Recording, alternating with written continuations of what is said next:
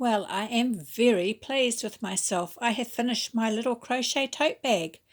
So this was by Tiffany Hanson. She made some Halloween treat bags, and I'm not sure if I'm going to put any pictures on, but I decided I would make a red one for a Christmas colour.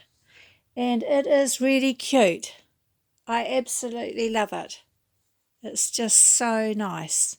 So it came out, I'm actually very tight with my crochet. It's come out a very tight fabric with me.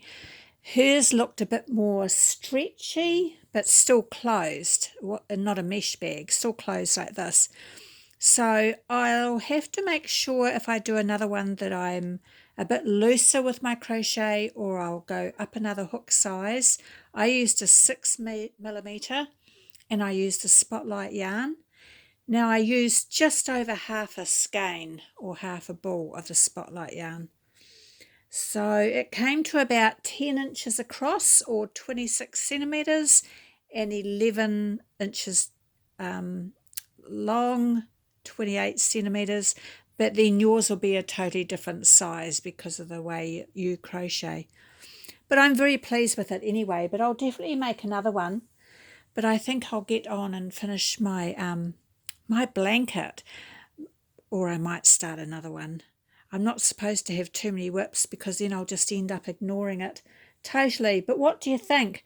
I absolutely love it. I just love it. It's really cute. I'd like to make a mesh bag one day. They don't look too difficult, but I'm very pleased with myself. Something that's not a garment. It's not a hat, and it's not a cardigan, and it's not a scarf. It's not a beanie, just a bag. So I think it's really lovely and just a nice size.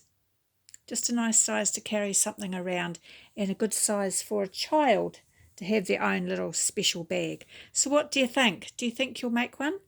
So I'll try to link Tiffany's tutorial below in the description or the first comment.